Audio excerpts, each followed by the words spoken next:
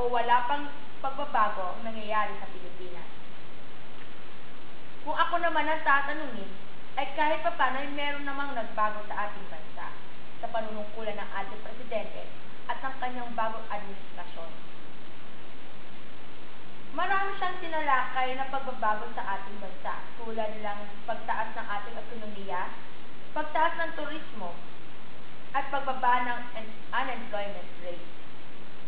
Bigyan natin ng pansin ang tatlong aking binanggit. Ang dating sixth man of Asia ay maaari ng matawag na Asia's next tiger.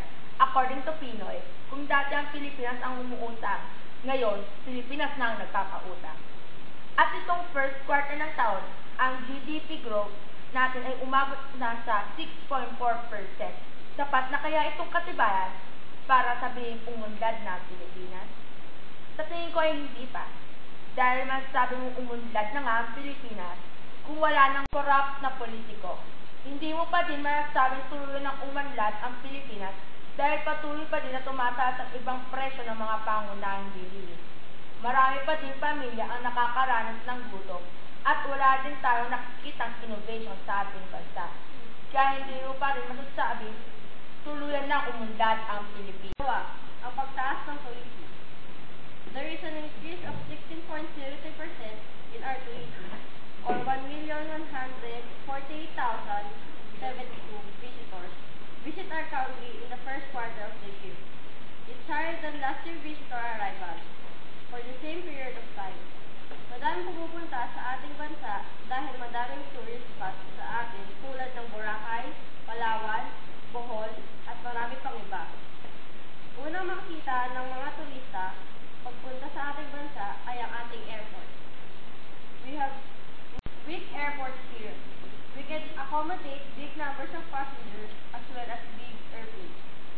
Kulang o hindi sapat ang ating runways para sa malalaking aeroplano. Para naman sa mga provincial airports, they need to be improved so that they can accommodate aircraft with international flights. Like in Caribou Kings, ito yung isa sa mga lugar na laging pinupuntahan ng mga turista papuntang Boracay.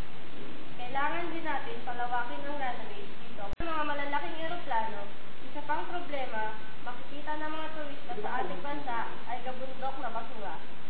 Kulay itim na tubig sa ilog.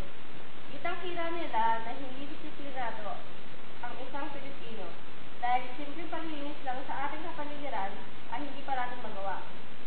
Kaya sila ay nagkakaroon na agad ng pagbaha sa Maynila. Kung gusto talaga natin na gumanda at tumaas, lalo ang turismo sa ating bansa, ay dapat ayusin natin ang ating paliparan at linisin at alagaan natin ang ating kapaligiran. Ang pangatlo at huling issue na nabigyan ng pansin ay ang pagbaba ng unemployment rate. Mula 7.2 noong April 2011, ito ay bumaba sa 6.9 ngayong 2012.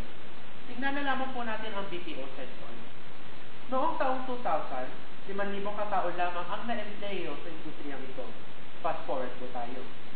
638,000 na katao ang nabigyang trabaho ng mga BPO.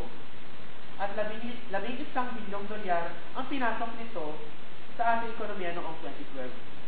Ang projection nga po, pagdating ng 2016, $25 billion na may papasok nito at makakapag-empleyo ng 1.3 ng mga Pilipino. Di pa po kasama rito ang tinatayang aabot sa 3.2 million ng mga taxi driver, barista, mga sari-sari store, at karinderya, at marami pang ibang nakikinabang sa mga indirect jobs na malilikha dahil sa BPO. Sapat na ba itong pamantayan na talaga ba umuunlad at bumababa ang unemployment rate?